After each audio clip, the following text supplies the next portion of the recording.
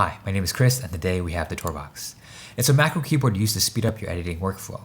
Now, I do a lot of photo and video editing, so I decided to give this a try and see if it'll save me some time.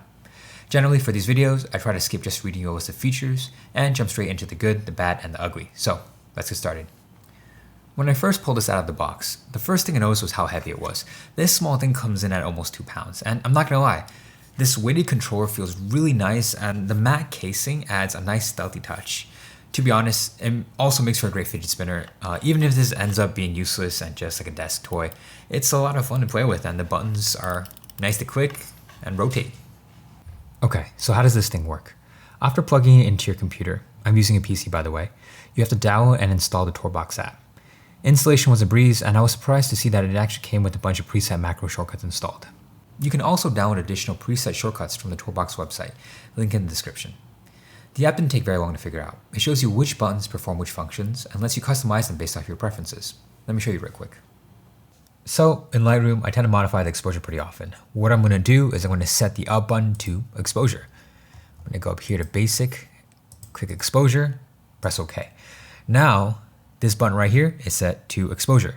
If I jump back into Lightroom and I press the up on the D-pad, it automatically selects exposure and I can adjust it just by turning the slider, which is really nice.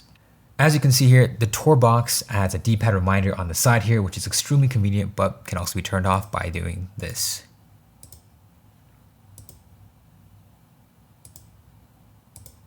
I added my top 4 settings to be readily available, and what's even cooler is that you can add additional options to the D-pad by clicking on one of these buttons over here, which basically acts as your FN key. So, for example, if you go back to Tourbox console, if I click this button, I have access now to dehaze, temp, tint, and sharpening amount. And when I click on the side button over here, it's for whites, vibrance, saturation, and blacks.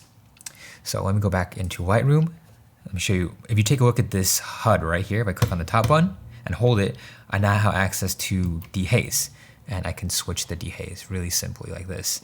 If I click on this button over here and I wanted to switch vibrance, click on that, and let me up the vibrance or lower it so it's more grayed out. Really neat.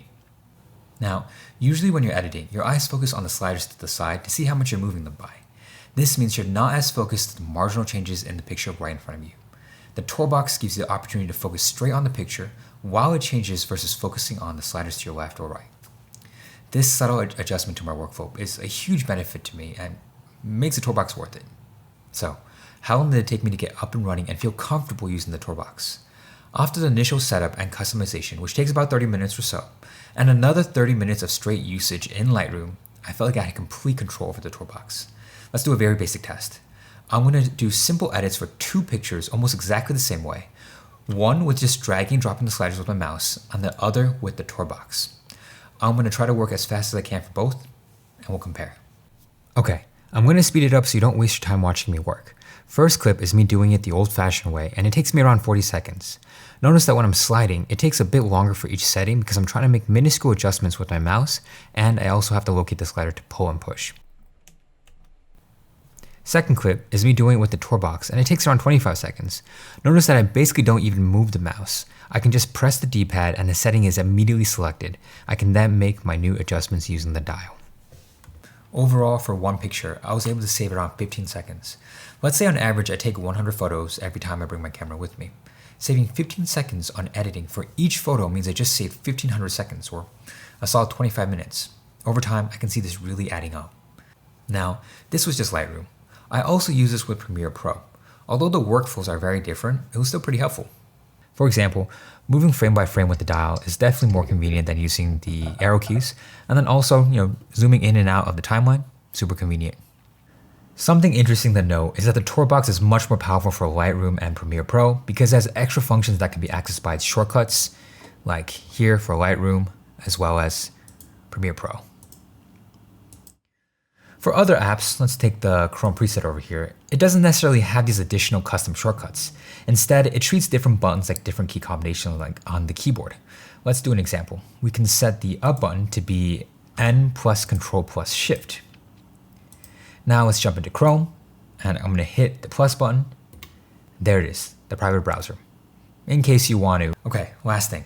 A really interesting feature of the Tourbox is that it can change macro presets based on the app that you're using. For example, if I open up Chrome, the Tourbox will set the macro preset to Chrome. If I switch to Lightroom, it will detect that and switch it to the Lightroom macro preset. This doesn't work for all apps though. There is a list here. Overall, would I recommend this? For editing, yes.